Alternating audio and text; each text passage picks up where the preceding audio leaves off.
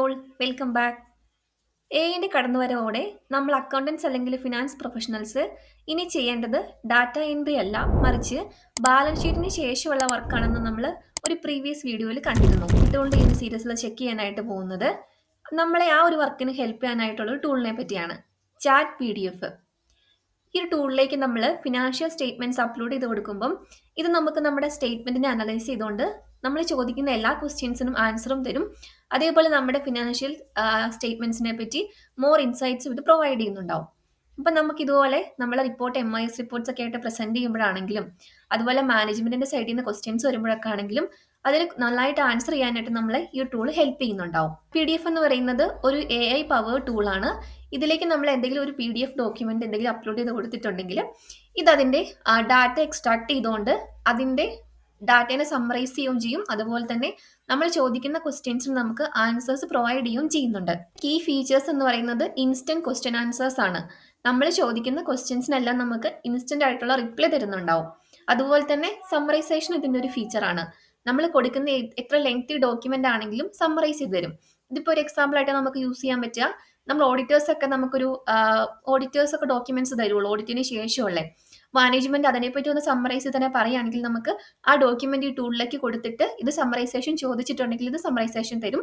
അപ്പം നമുക്കത് നമ്മുടെ മാനേജ്മെന്റിന് പ്രസന്റ് ചെയ്യാനായിട്ട് പറ്റും. അതിന് സെർച്ച് ആൻഡ് ഹൈലൈറ്റ് എന്നൊരു ഫീച്ചറും കൂടി ഇത് നമുക്ക് പ്രൊവൈഡ് ചെയ്യുന്നുണ്ട്. ഇത് ഇമ്പോർട്ടന്റ് ആയിട്ടുള്ള ടേംസ് എല്ലാം ഹൈലൈറ്റ് ചെയ്യുന്നുണ്ടാവും, അത് ക്വിക്കായിട്ട് ലൊക്കേറ്റ് ചെയ്തുകൊണ്ട്. അടുത്തത് മൾട്ടി ഡോക്യുമെന്റ് സപ്പോർട്ടാണ്. ഒന്ന് രണ്ട് PDF അപ്ലോഡ് ചെയ്ത് കൊടുക്കുന്നുണ്ടെന്ന് വിചാരിച്ചു. അതായത് ഇപ്പം മുന്നേ ഉള്ള 2-3 ഫിനാൻഷ്യൽ ഇയറിലെ ഓഡിറ്റഡ് സ്റ്റേറ്റ്മെന്റ്സ് നമ്മൾ കൊടുക്കുകയാണ്, അതിനെപ്പറ്റിയാണ് നമ്മൾ അനലൈസ് ചെയ്യുന്നതെങ്കിൽ ഇത് കമ്പൈൻ ചെയ്ത് തരും നമുക്ക്. മൾട്ടിപ്പിൾ PDF കമ്പൈൻ ചെയ്ത് അതിന്റെ സമ്മറൈസേഷനും ആണ് ചാറ്റ് PDF ഒരു ഇന്റർഫേസ് എന്ന് പറയുന്നത്. ഇവിടെ നമുക്ക് PDF അപ്ലോഡ് ചെയ്യാനുള്ള ഓപ്ഷൻ ഉണ്ട്. ഇപ്പം ഞാനിവിടെ അപ്ലോഡ് ചെയ്ത് കൊടുത്തിരിക്കുന്നത് ഒരു ഫിനാൻഷ്യൽ സ്റ്റേറ്റ്മെന്റ് ആണ്. ഇവിടെ പ്രോഫിറ്റ് ആൻഡ് ലോസ് ഉണ്ട്, ബാലൻസ് ഷീറ്റ് ഉണ്ട്, അതുപോലെ ക്യാഷ് ഫ്ലോ സ്റ്റേറ്റ്മെന്റും ഉണ്ട്. ഞാനത് അപ്ലോഡ് ചെയ്ത് കൊടുത്തപ്പോൾ തന്നെ ഇവർ നമുക്ക് അതിനെപ്പറ്റിയുള്ള ഒരു സമ്മറൈസ്ഡ് വ്യൂ തന്നിട്ടുണ്ടായിരുന്നു. ഇത് XYZ എന്ന് പറയുന്ന ഒരു കമ്പനിയുടെ P&L ആണ്. ഇയർ പറയുന്നത് 31 മാർച്ച് 2025 ആണ്. സെയിൽസ് വരുന്നത് 80 lakh ആണ്. അതുപോലെ പ്രോഫിറ്റ് വരുന്നത് 13,30,000 ആണ്. അങ്ങനെ ഒരു സമ്മറൈസ്ഡ് വ്യൂ നമുക്ക് തരുന്നുണ്ട്. അത് കൂടാതെ നമ്മൾ ചോദിക്കുന്ന ക്വസ്റ്റ്യൻസിനും ഇവർ കറക്റ്റ് ആൻസർ നമുക്ക് തരുന്നുണ്ട്. അപ്പം നമ്മൾ ചോദിച്ചിട്ടുണ്ടായിരുന്നു, how does the balance sheet reflect the companies financial health എന്ന് ചോദിച്ചിട്ടുണ്ടായിരുന്നു. അപ്പോൾ അതിന് നമുക്ക് എന്ത് ചെയ്തു, അത് നമ്മൾ സമ്മറൈസ് ചെയ്തുകൊണ്ട് നമ്മുടെ ഒരു ബാലൻസ് ഷീറ്റിനെ അനലൈസ് ചെയ്തുകൊണ്ട് നമുക്ക് അതിനുള്ളൊരു ആൻസർ നമുക്ക് ഇവിടെ തന്നിട്ടുണ്ട്. Companies current assets exceed current liability significantly suggesting A good liquidity. അതായത് നമ്മൾ കറണ്ട് അസറ്റ്സ് ആണ് കൂടുതൽ, അപ്പം നമുക്ക് നല്ലൊരു ലിക്വിഡിറ്റി പൊസിഷനിലാണ് നമ്മൾ. അപ്പം അങ്ങനെ നമുക്കൊരു ഗുഡ് ഫിനാൻഷ്യൽ ഹെൽത്ത് ആണെന്നാണ് ഈ ഒരു ടൂൾ നമുക്ക് സജസ്റ്റ് ചെയ്യുന്നത്. അതുപോലെ തന്നെ ഞാൻ അടുത്തത് ചോദിച്ചത് നമുക്ക് കുറച്ചും റേഷ്യോ അനാലിസിസ് പ്രൊവൈഡ് ചെയ്യാനായിട്ടാണ്. അപ്പോൾ ഇവിടെ കറണ്ട് റേഷ്യോ, ക്വിക്ക് റേഷ്യോ, ഡെപ്റ്റ് ഇക്വിറ്റി റേഷ്യോ, അതേപോലെ അസറ്റ് ടേൺ ഓവർ റേഷ്യോ, ഇങ്ങനത്തെ റേഷ്യോ അനാലിസിസും ഇത് നമുക്ക് പ്രൊവൈഡ് ചെയ്യുന്നുണ്ട്. അപ്പം ഇങ്ങനെയുള്ള റേഷ്യോസ് കൂടി നമ്മുടെ MIS റിപ്പോർട്ടിൻ്റെ കൂടെ ആഡ് ചെയ്യുവാണെങ്കിൽ നമ്മുടെ റിപ്പോർട്ട്സ് എല്ലാം കുറച്ചുകൂടി ഇംപ്രസീവ് ആയിരിക്കും.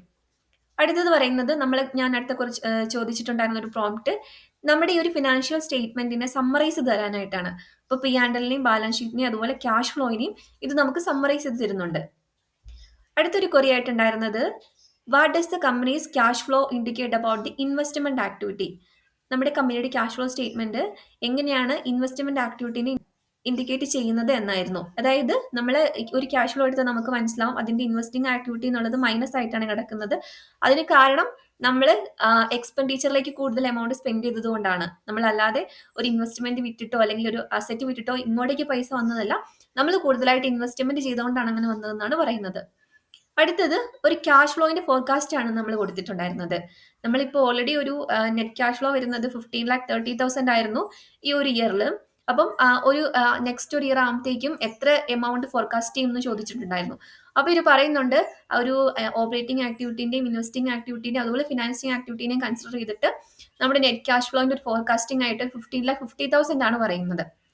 ഇതുപോലെ നമുക്ക് ഏത് ക്വറീസും ചോദിക്കാനായിട്ട് പറ്റും. അതനുസരിച്ചുള്ള റിപ്ലൈ ഈ ഒരു ടൂൾ നമുക്ക് തരുന്നുണ്ടാവും. നമുക്കൊരു പരിധിവരെ റിലയബിൾ ആണ്. അതുപോലെ ഇതൊരു ഫ്രീ ടൂളാണ്. അതാണ് ഇതിന്റെ ഏറ്റവും വലിയ പ്രത്യേകത. അപ്പം നമ്മൾ പെയ്ഡ് വേർഷൻ ആയിട്ടൊന്നും ഇത് പർച്ചേസ് ചെയ്യേണ്ട കാര്യമില്ല.